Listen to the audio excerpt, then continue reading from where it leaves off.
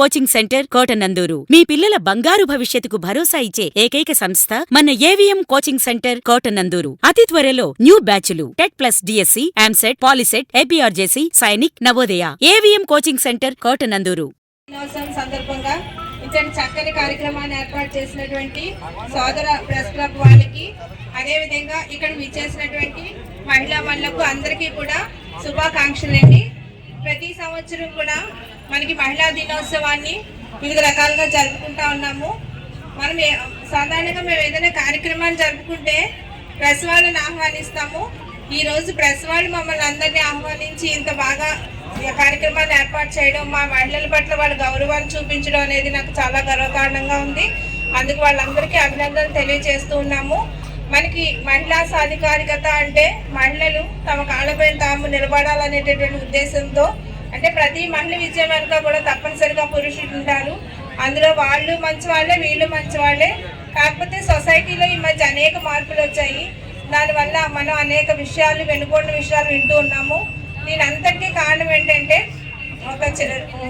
దీనంతటికీ కారణం దీన్ని పరిష్కరించాలంటే తల్లిదండ్రులు, అదే గురువుల యొక్క బాధ్యత చాలా ఉంది. ప్రతిరోజు గురువులు మరియు కాబట్టి ఇంకా అనేక విషయాలు మాట్లాడాలనుంది, కానీ కాలాతీతం అయిపోయింది. ఇంత చక్కగా ప్రోగ్రాం ఏర్పాటు చేసినందుకు మరొకసారి వీళ్ళకి అభినందన తెలియజేస్తూ, ఎప్పుడు కూడా మీరు మా వెన్నంటి ఉండాలని, మేము అనేక రంగాల్లో విజయం సాధిస్తూ ఉన్నామంటే తప్పనిసరిగా మీ యొక్క వెన్నుదన్నులు మాకున్నాయి. నేను గత 8 సంవత్సరాలుగా ఈ తుని మండలంలో మండల విద్యాశాఖ అధికారిగా పనిచేస్తున్నాను. ఎప్పుడు కూడా నేను ప్రెస్ వాళ్ళ దగ్గర నుంచి ఏ విధమైనటువంటి ఇబ్బంది నేనైతే ఎదుర్కోలేదు. వాళ్ళందరూ కూడా సోదర సమానుల్లా చూశారు. చాలా మంది చెప్తారు, తునిలో మీరు ఇంతకాలం పనిచేస్తారు, మీరు ఎప్పుడు కూడా ఇబ్బంది పడలేదని. నేను సభాముఖంగా తెలియజేస్తా ఉన్నాను. నాకు ప్రెస్ మిత్రులు అందరూ కూడా సోదర సమానులాగా నాకు ఉండబట్టి నేను ఈరోజు ఇన్ని సంవత్సరాలు నేను ఈ మండలంలో ఉద్యోగం చేయగలుగుతూ ఉన్నాను. వీళ్ళ యొక్క సపోర్ట్ ఇదే విధంగా అందరు మహిళలకు లభించాలని, అందరూ కూడా ముందుకు వెళ్ళాలని నేను కోరుకుంటూ ఉన్నాను. Thank you. ముందుగా ఇక్కడ ఉన్న మహిళా మనులందరికీ కూడా మహిళా దినోత్సవ శుభాకాంక్షలు. ఆమె కోసం ఒక్కరోజు కలిసికట్టుగా పనిచేద్దాం. ఎంత చక్కని స్లోగన్ అండి. తుని ప్రెస్ క్లబ్ వాళ్ళు ఈరోజు చక్కని వాతావరణంలో రంగవల్లుల పోటీలతో మహిళా దినోత్సవం అనేది ఇక్కడ నిర్వహించారండి.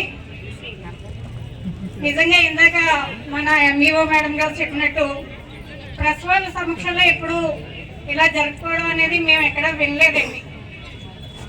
నిజంగా చాలా చక్కగా నిర్వహించాడు. మన అందరి తరఫున కూడా వాళ్ళకి ధన్యవాదాలు తెలియజేస్తున్నాను.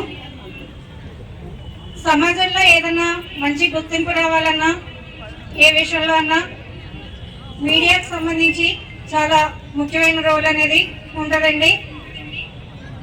ఈరోజు ఇక్కడ జరిపినటువంటి మహిళా దినోత్సవం వేడుకలు ఏవైతే ఉన్నాయో ఆ సంబరాల స్ఫూర్తి అంటే మహిళల రక్షణ కావచ్చు, భద్రత కావచ్చు, సమానత్వం లేదా సాధికారత్వం అనేవి ఎప్పుడు వాళ్ళ అభివృద్ధి కొనసాగేలాగా మహిళా దినోత్సవ స్ఫూర్తి ఉండాలని కోరుకుంటూ సెలవు తీసుకుంటూ ఇక్కడ ఉన్నటువంటి మీడియా మిత్రులందరికీ కూడా, ప్రెస్ వారందరికీ మనందరి తరఫున మనస్ఫూర్తిగా ధన్యవాదాలు తెలియజేస్తూ సెలవు తీసుకుంటాం. అందరికీ నా హృదయపూర్వక ధన్యవాదములండి.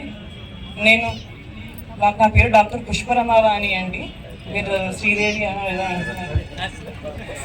నా పేరు డాక్టర్ పుష్పరమావాణి అండి. నేను మమతా హాస్పిటల్ మేనేజింగ్ డైరెక్టర్ని. మహిళలు అన్ని విషయాల్లో, అన్ని రంగాల్లో రాణిస్తున్నారండి. కాస్తే 2 విషయాల్లో మాత్రం, అంటే నా ప్రొఫెషన్ రీచ్ నేను చెప్పాలనుకుంటుంది, 2 విషయాల్లో మాత్రం కొంచెం వెనకబడి ఉన్నామండి. ఒకటి సెల్ఫ్ కేర్. మన హెల్త్ మీద మనం కాన్సన్ట్రేట్ చేయటం లేదండి.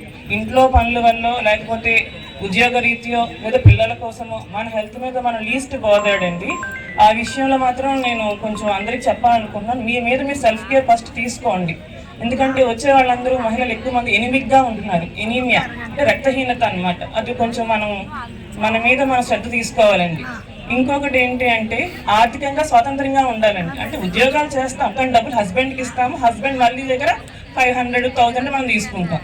అలా కాకుండా మనము సొంతంగా ఫైనాన్షియల్ డెసిషన్స్ తీసుకునే స్థాయికి ఎదగాలండి. అది నేను కోరుకుంటున్నాను. ఓకేనండి, థ్యాంక్ యూ. నాకు ఈ అవకాశం ఇచ్చిన అందరికీ ధన్యవాదాలు తెలియజేస్తాను.